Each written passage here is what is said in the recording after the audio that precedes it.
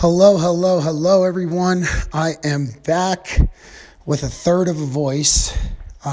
Finally, at the end of this going on 8-day ringer illness that I've had, was not the dreaded Modelo virus. This was something I had never experienced before. I have not been this sick in at least a decade. A decade.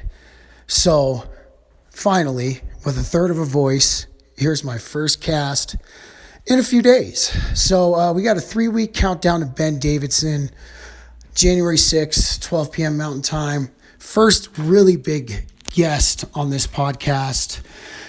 I hope he gets even bigger because of this. I know nobody really knows too much about me yet. I have a slight following. I hope, though, that he at least communicates some good knowledge and a good message to the following that I do have. And I'm grateful for you guys that listen. I know I'm just getting this project off the ground again. I appreciate your patience. We will be having updated formats coming in the new year. So far, we're roughing it. We're making it happen. And that's how dreams come true, man. Sometimes you just got to work with what you got until you can manifest the greater side of the destiny. So really happy about Ben coming on. We got a couple of other guests in the works too. Really, the one thing I want to talk about today is living a happy, joyful, fulfilled life, which I think a lot of us undermine in our daily lives is our mental health when it comes to, our careers, our home lives, everything like that. We always try to struggle to find this balance. And I still am in the struggle of trying to find this balance myself. So that is why, hopefully one day, I can get out of this 9-to-5 game. It suits me well for right now. It pays the bills. It takes care of my family. Eventually, though, I would love to leave. I would love to leave and have the freedom to actually maybe do this on an everyday basis, guys. That would be pretty fun. So a couple things I want to talk about on the world stage. Number one, the Twitter file dump.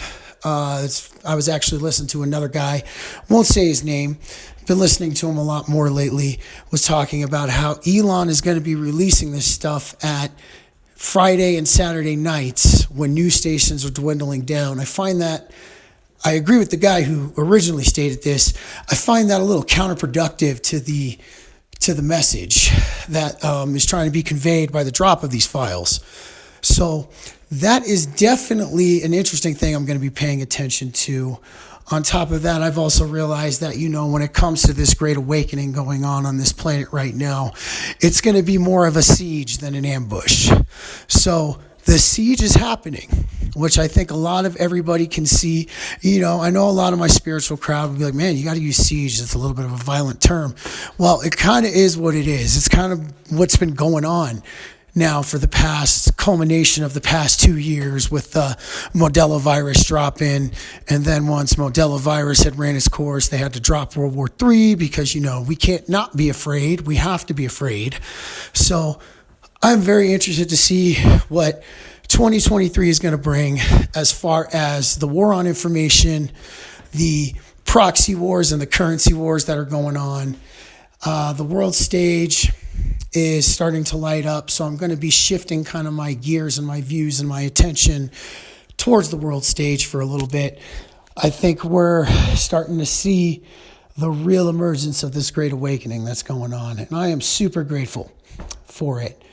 And, this great awakening is going to hold a lot of awesome surprises, even for people who have been on it for a long time.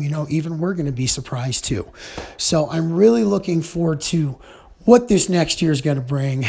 Some predictions I would like to put out there. Now, I'm not really a guy who likes to put dates on anything or, set anything in concrete stone or whatever. You know what I mean?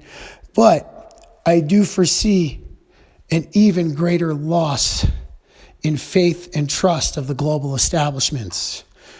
I do see that coming. That could be, very soon. It could be end of next year.